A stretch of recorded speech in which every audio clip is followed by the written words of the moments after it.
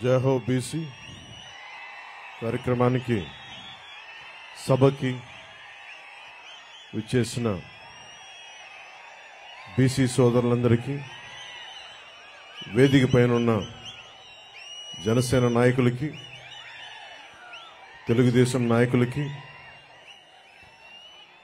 Telugu Desam party జాతీయ అధ్యక్షులు శ్రీ నారా చంద్రబాబు నాయుడు గారికి, యువగళం నేత శ్రీ లోకేష్ గారికి, తెలుగుదేశం పార్టీ అధ్యక్షులు అచ్చెన్నాయుడు గారికి, వేదిక పైన మహిళా నాయకురాళ్ళందరికీ, తెలుగుదేశం మహిళా నాయకురాళ్ళకి, జనసేన మహిళా నాయకులు ప్రతి ఒక్కరికి పేరు పేరున హృదయపూర్వక నమస్కారం. వైఎస్ జగన్ అధికారంలోకి రాగానే, అధికారంలోకి వచ్చిన మొదటి 3 నెలల్లో పొట్ట కొట్టింది బీసీలు పొట్టే కొట్టాడు. 30 లక్షల పైచిలకు భవన నిర్మాణ కార్మికులు పొట్ట కొట్టాడు. 10 మనిషి వచ్చి రాగానే ఏలూరులో 2019 ఎన్నిక, ఆ రోజున వైసీపీ అండగా ఉంటామని చెప్పి బీసీలు డిక్లరేషన్ ఇచ్చి దాంట్లో ఏ ఒక్కటి కూడా నిలబెట్టుకోకుండా అందరూ నమ్మి, ట్రెడిషనల్ టీడీపీ పార్టీని నమ్మి చాలా మంది వైసీపీకి వెళ్ళడం వల్ల వచ్చి రాగానే ఎవరైతే వెన్నంటే ఉన్నారో వారినే దెబ్బకొట్టాడు. ఊహించుకుని 30 మంది పైచిలకు భవన నిర్మాణ కార్మికులు ఆత్మహత్యలు చేసుకున్నారు. అందరికీ చెందాల్సిన ఇసుక, ఒడ్డెరు కులాలు, వీళ్ళందరికీ చెందాల్సినవి కాంట్రాక్టులు కానీ, ఇసుక రీచ్లు కానీ, క్వారీలు కానీ, ఇవన్నీ ఒక కంపెనీ కట్టబెట్టేశారు. మన వైఎస్ జగన్ చేసిన దాంట్లో ముఖ్యంగా వైసీపీ ప్రతిపక్ష నేతగా ఉన్నప్పుడు బీసీల గర్జన పేరు మీద ఏలూరులో ప్రత్యేకమైన సభ నిర్వహించి చాలా హామీలు ఇచ్చారు. బీసీలకి ఏటా జగన్ చెప్పింది, బీసీలకి ఏటా 15,000 కోట్ల రూపాయల చొప్పున కేటాయిస్తామని చెప్పారు. 5 ఏళ్లలో 75,000 కోట్ల రూపాయలు బీసీల సంక్షేమానికి కేటాయిస్తామని చెప్పారు. వాస్తవానికి 0. బీసీ కేటగిరీల్లో అన్ని కులాలకి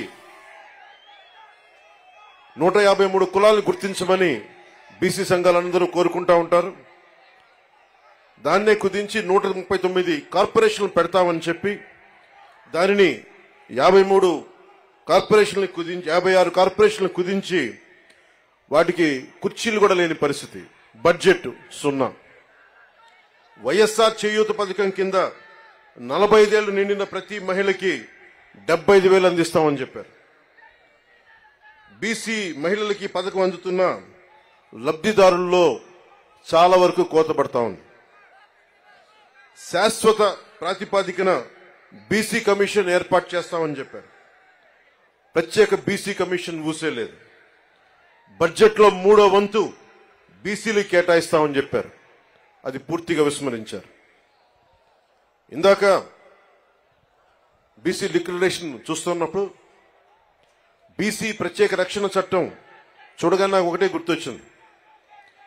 వైసీపీ పాలన వచ్చినప్పటి నుంచి దాదాపు 23 నుంచి 26 వేల మంది బీసీల పైన కేసులు పెట్టారు. 300 మంది బీసీలని చంపేశారు.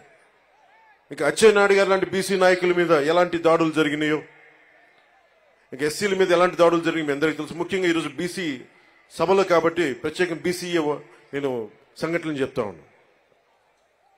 ఇందాక సోదరులు లోకేష్ గారు చెప్తున్నట్టుగా గుంటూరు జిల్లాలో జరిగిన సంఘటన, పాపం అమర్నాథ్ గౌడ్ అక్కని ఏడిపిస్తా ఉంటే అడ్డుకున్నందుకు వైసీపీ నాయకులు చెరుకు తోటలోకి తీసుకెళ్లి పెట్రోల్ అంటించి చంపేశారు. చాలా హృదయం కలిచివేస్తుంది. పట్టించుకునేవాళ్ళు లేరు, మాట్లాడేవాళ్ళు లేరు. వైసీపీలో ఉన్న బీసీ నాయకులు కూడా మీరు కూడా ఒకసారి పునరాలోచించుకోవాలి. గుడ్డిగా గనుక వైసీపీ నాయకులు వెనకేసుకొస్తే కులానికి కూడా ద్రోహం చేసిన వాళ్ళు అవుతారు. ఒకసారి ఆలోచించుకోండి. అలాగే 23 నుంచి 26 వేల మంది బీసీ యువత, బీసీ ప్రజల్ని కేసులు పెట్టారు. ఇదివరకు ఎస్సీ పరిరక్షణ చట్టం ఎలా ఉంది, ఎస్సీ ఎస్టీ అట్రాసిటీ యాక్ట్ ఎలా ఉందో, ఈ రోజున వైసీపీ పాలనలో బీసీలకు కూడా ప్రత్యేక రక్షణ చట్టం అవసరమైంది. అది చెప్పగానే మొట్టమొదట బీసీ రక్షణకి చాలా అవసరం అని చెప్పి మనస్ఫూర్తిగా నా మద్దతు తెలిపాను వీటన్నిటికీ. ఈ రోజున జనసేన సంబంధించినంత వరకు బీసీలకి సంబంధించి నేను రామ్ మనోహర్ లోహియా గారి సిద్ధాంతాలకి ఆకర్షితునైన వాడిని. బీసీలకి సాధికారత ఉండాలి, ఇవన్నీ ఆలోచించేవాడిని. బీసీలకి మిగతా కులాలకి ఐక్యత ఉండాలి. కేవలం సంఖ్యాబలం ఉన్న బీసీ కులాలే కాదు, అల్పసంఖ్యాక బలం ఉన్న బీసీ కులాలకు కూడా ఎక్కువ అభివృద్ధి రావాలి. బీసీ కులాలన్నిటికీ ఎంతసేపు యాచించే స్థాయి నుంచి శాసించే స్థాయిలో బీసీ కులాలు ఉండాలి మనస్ఫూర్తిగా ఆకాంక్షించేవాడిని, కోరుకునేవాడిని. బీసీ కులాలు భారతదేశపు సంస్కృతికి సాంప్రదాయాలకి వెన్నెముక. బీసీ కులాలు లేని సమాజం, బీసీ కులాలు లేని భారతదేశం మనం ఊహించుకోలేం. భారతదేశం సంస్కృతి సాంప్రదాయాలని కాపాడుతుంది మెజారిటీ బీసీ కులాలే కాపాడుతూ ఉన్నాయి. అలాంటి బీసీ కులాలు చేతి వృత్తుల్ని కానీ, ముఖ్యంగా దేవాలయాల్లో మనకి ఆచార వ్యవహారాల్లో బీసీ కులాల తాలూకు వృత్తి నైపుణ్యాన్ని, చేతి కళల్ని ముఖ్యంగా దేవాలయాలు కార్యక్రమాలకు అనుసంధానం చేయాలి.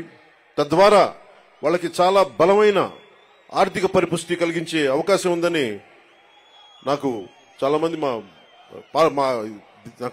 మంది బీసీ మేధావులు చెప్పారు. దానిని ఒకసారి నారా చంద్రబాబు నాయుడు గారి దృష్టి కూడా తీసుకెళ్లి దాన్ని ఇంప్లిమెంట్ చేసేలాగా ఖచ్చితంగా దాన్ని ముందుకు తీసుకెళ్తాం. ముఖ్యంగా వడ్డెర కులస్తులు బ్లాస్టింగ్లు జరుగుతూ ఉంటాయి. కొడుతున్నప్పుడు డ్యాముల నిర్మాణం కానీ, రైల్వే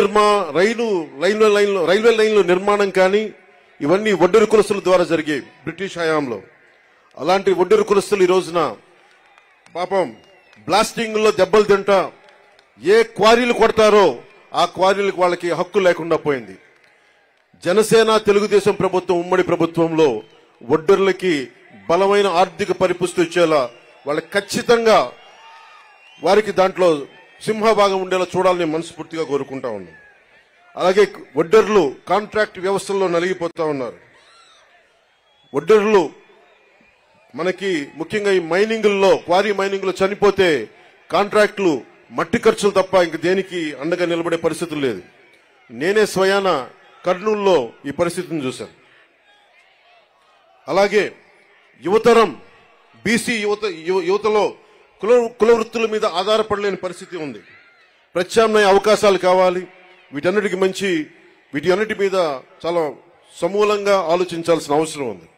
దాన్ని కూడా మేము పరిగణలోకి తీసుకొని ఈ రోజున బీసీ డిక్లరేషన్లు ఇచ్చినవి కాకుండా మీకు ముఖ్యంగా బీసీ యువతకి, మహిళలకి, పెద్దలందరికీ కూడా మీకు ఆర్థిక పరిపుష్టి వచ్చేలాగా, మీరు సంపదకి యాచించకుండా సంపదని సృష్టించేలాగా అలాంటి పథకాలు ఉండాలి. ఆ పథకాల కోసం మేము అహిర్నిశలు తెలుగుదేశం నాయకులతో కలిసి కృషి చేస్తాను మనస్ఫూర్తిగా మీకు తెలుపుకుంటా ఉన్నాం.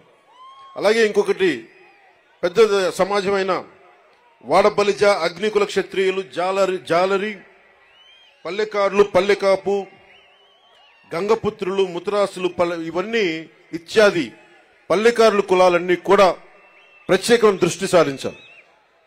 దాదాపు 794 కిలోమీటర్ల తీర ప్రాంతం ఉండి ఈ రోజుకి జట్టీలు లేకుండా ఇబ్బంది పడతా ఉన్నారు.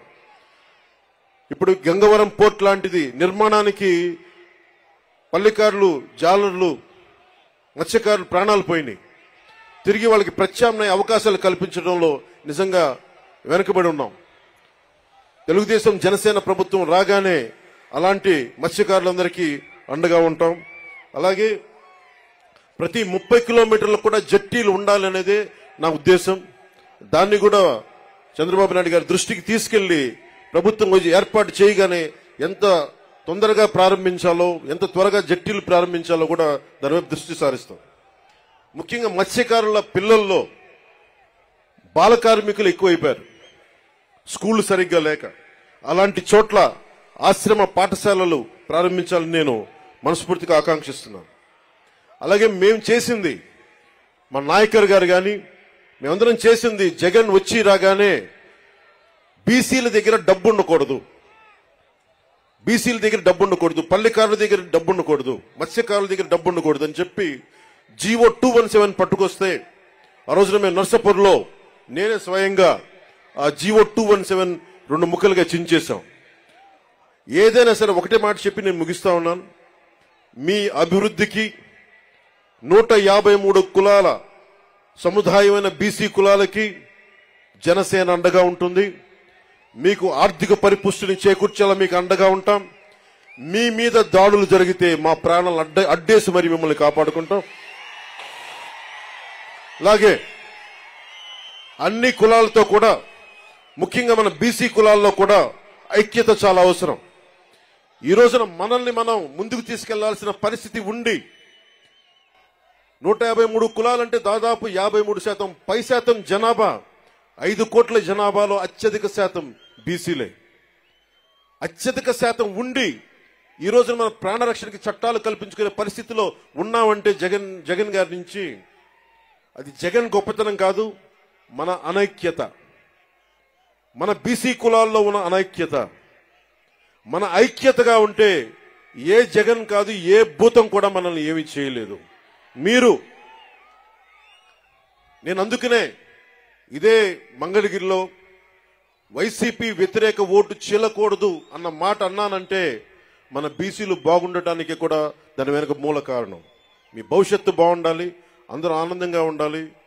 భవిష్యత్తులో మీకు జనసేన ఈ కూటమి తరపు నుంచి ఎప్పుడు మీకు అందుబాటులో ఉంటాం.